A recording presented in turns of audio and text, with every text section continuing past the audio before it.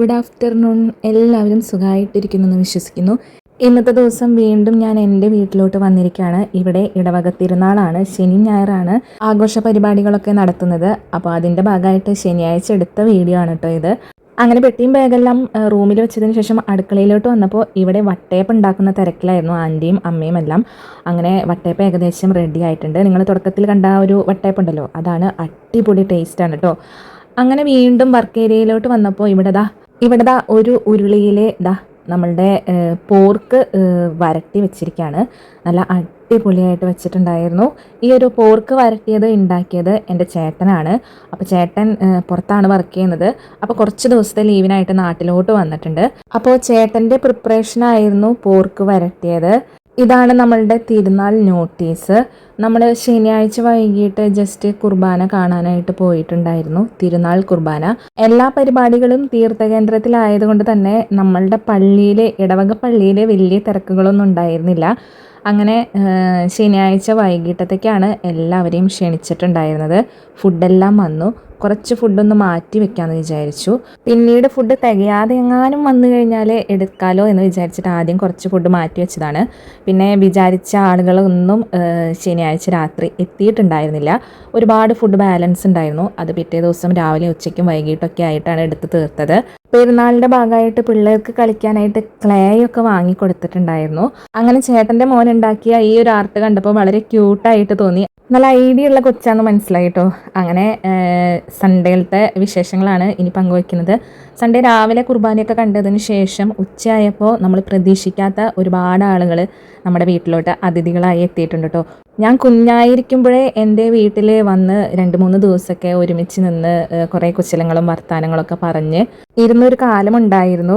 പിന്നെ ഓരോരുത്തരുടെയും വാർദ്ധക്യപരമായിട്ടുള്ള ഓരോ അസുഖങ്ങളും മറ്റെല്ലാം കാരണം പിന്നെ നാട്ടിലോട്ട് വരാൻ പറ്റാത്ത ഓരോ സിറ്റുവേഷനിലൂടെയാണ് കടന്നു പോയിണ്ടായിരുന്നത്. ഇപ്പോൾ ആരോഗ്യം വീണ്ടും തിരിച്ചു കിട്ടിയപ്പോൾ അവരെല്ലാവരും കൂടി ഒരുമിച്ച് പ്രതീക്ഷിക്കാത്ത നേരത്ത് നമ്മളുടെ വീട്ടിലോട്ട് കയറി വരുമ്പോൾ അത്രയും കമ്മ്യൂണിക്കേഷൻ ഉണ്ടായിരുന്ന ആൾക്കാരാണ്. ഒരുപാട് സന്തോഷം തോന്നി. എന്നേക്കാൾ കൂടുതൽ ഒരുപാട് സന്തോഷിച്ചത് ഇവിടെ വന്ന ആൻറ്റിമാരും അമ്മയും അച്ഛന്മാരും എല്ലാവരാണ്. ആരും തന്നെ ഒട്ടും എക്സ്പെക്റ്റ് ചെയ്യാതെയാണ് അവർ കടന്നു വന്നത്. അപ്പോൾ നമ്മളേനെ ഒരുപാട് ഇഷ്ടവും സ്നേഹവുമുള്ള വ്യക്തികൾ നമ്മളറിയാതെ അൺഎക്സ്പെക്റ്റഡ് ആയിട്ട് കയറി വരുമ്പോൾ അത് ഒരു വല്ലാത്തൊരു ഫീലും വല്ലാത്തൊരു സന്തോഷമാണ്. ഒത്തിരി സന്തോഷം തോന്നിയിട്ടോ അവർ വന്നപ്പോൾ. അങ്ങനെ കുറേ നേരമൊക്കെ വർത്തമാനം പറഞ്ഞിരുന്ന് അവരെല്ലാവരും യാത്രയായി. ഈ ഒരു സംസാരത്തിനിടയിൽ ബലൂണും പിടിച്ച ഒരാൾ കയറി വരുന്നത് നിങ്ങൾ കണ്ടായിരുന്നോ? ആ ആളാണ് കേട്ടോ എൻ്റെ ചേട്ടൻ. എൻ്റെ ചേട്ടനെ അധികമൊന്നും നിങ്ങൾ വീഡിയോസിൽ കണ്ടിട്ടുണ്ടാവില്ല. പുള്ളിക്കാരൻ നാട്ടിലില്ലാത്തത് കൊണ്ട് തന്നെ വരുന്ന സമയത്ത് നമുക്കങ്ങനെ എടുക്കാനുള്ള ഒരു ടൈമൊന്നും കിട്ടാറില്ല. ഇതും ചേട്ടൻ അറിയാതെ ഞാൻ എടുത്തൊരു ജസ്റ്റ് ഒരു വീഡിയോ ആണ്. അങ്ങനെ ചേട്ടൻ വന്ന് പിള്ളേരുടെ ഒരു സന്തോഷത്തിന് പടക്കെല്ലാം വാങ്ങിച്ച് പൊട്ടിക്കാമെന്ന് വിചാരിച്ചു. പൊതുവേ ഇവിടെ വീട്ടിലെ പെരുന്നാൾക്ക് പടക്കം വാങ്ങി പൊട്ടിക്കൽ വളരെ കുറവാണ്. പിന്നെ അത്രയും ഇഷ്ടമുണ്ടെങ്കിൽ ഞാനാണ് പിന്നെയും പോയി വാങ്ങിക്കാറ്. ചേട്ടനുള്ളപ്പോൾ ചേട്ടൻ പോയി വാങ്ങിക്കാറുണ്ട്. ചേട്ടൻ നാട്ടിലില്ലാത്തപ്പോൾ പിന്നെയും ഇതിനോട് എനിക്ക് കുറച്ചും കൂടിയും ക്രേസ് തോന്നാറുണ്ട്. ഞങ്ങളുടെ നാട്ടിൽ 2 പെരുന്നാളുകളാണുള്ളത്. ഒന്ന് ഈ ഒരു ഗീവർഗീസ് പുണ്യാളിൻ്റെ അവിടുത്തെ തിരുനാളും പിന്നെ അന്തോണീസ് പുണ്യാളിൻ്റെ തിരുനാളും. അന്തോണീസ് പുണ്യാളിൻ്റെ തിരുനാളിന് അമ്പ് കയറ്റലുണ്ട് നമ്മുടെ വീട്ടിൽ. അപ്പോൾ അമ്പ് കയറ്റുന്ന സമയത്ത് പടക്കം പൊട്ടിക്കുന്ന ഒരു പരിപാടി ഉണ്ട്. നിർബന്ധമൊന്നുമില്ല, പക്ഷേ ആ ഒരു അമ്പ് വരുന്നതിൻ്റെ ആ ഒരു ഫീലും പുണ്യാളൻ്റെ ആ ഒരു എന്താ പറയുക വള അങ്ങനത്തെ സംഭവങ്ങളൊക്കെ കൊണ്ടുവരുമ്പോൾ ബാൻഡ് സെറ്റും വാദ്യമേളങ്ങളൊക്കെ ഇവിടെ സ്ഥിരമാണ്. അതിൻ്റെ കൂടെ പുണ്യാളൻ്റെ ആ ഒരു വള നമ്മളുടെ വീട്ടിലോട്ട് കയറ്റുന്ന സമയത്ത് ഇടയ്ക്കേനെ ഒരു വെടിക്കെട്ട് ഉണ്ടാക്കുന്നത് നല്ലതല്ലേ. അപ്പോൾ മാലപ്പടക്കം പൊട്ടിച്ചില്ലെങ്കിൽ എന്തോ പോലെയാണ്. അപ്പോൾ ചേട്ടനുള്ളപ്പോഴാണ് കൂടുതലും പൊട്ടിക്കാറ്. ഈ സംഭവങ്ങൾ എനിക്ക് പൊട്ടിക്കാൻ പേടിയാണ്, പക്ഷേ എനിക്കിങ്ങനെ വാങ്ങിച്ചു കൊണ്ടുവന്നിട്ട് ഇങ്ങനെയുള്ള ചെറുകിട ഐറ്റംസൊക്കെ ഞാൻ പൊട്ടിക്കും. അല്ലാതെ പടക്കം പൊട്ടിക്കാൻ പേടിയാണ്. പക്ഷെ ഞങ്ങൾ പണ്ടൊക്കെ ചെയ്തിരുന്നതെന്ന് വെച്ച് കഴിഞ്ഞാൽ നമ്മൾ മാലപ്പടക്കമൊക്കെ വാങ്ങിയിട്ട് വീടിൻ്റെ സൈഡിൽ കുറച്ച് അങ്ങനെ നീങ്ങിയിട്ട് നമ്മൾ മാലപ്പടക്കമൊക്കെ സെറ്റ് ചെയ്ത് വെക്കും. എന്നിട്ടൊന്നല്ലെങ്കിൽ അമ്പിൻ്റെ ഇടയിൽ വരുന്ന ആരെങ്കിലും ഒരു ചേട്ടന്മാരുണ്ടെങ്കിൽ അവരോടൊന്ന് പൊട്ടിക്കാനായിട്ട് പറയും, അല്ലെങ്കിൽ തൊട്ടപ്പുറത്തെ വീട്ടിലത്തെ ചേട്ടനോട് പൊട്ടിക്കാനായിട്ട് പറയും.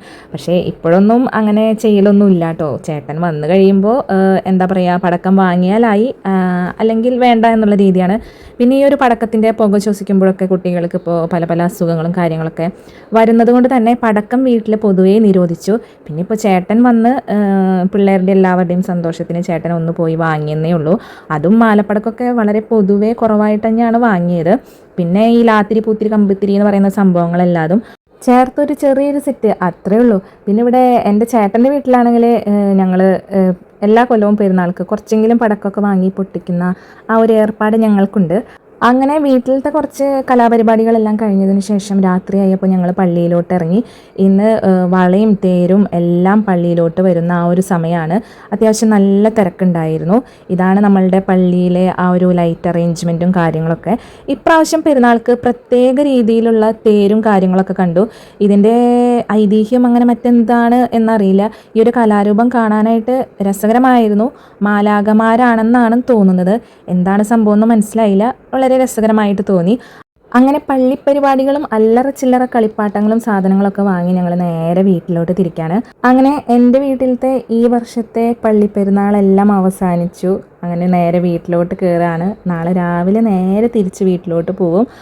അങ്ങനെ സാധനങ്ങളെല്ലാം അമ്മാമ്മയ്ക്ക് കാണിച്ചു കൊടുത്തു. അപ്പോൾ ഇത്രയേ ഉള്ളൂ പെരുന്നാൾ വിശേഷങ്ങൾ. അടുത്ത വീഡിയോ ആയിട്ട് വീണ്ടും വരാം. Have A nice day. Thank you.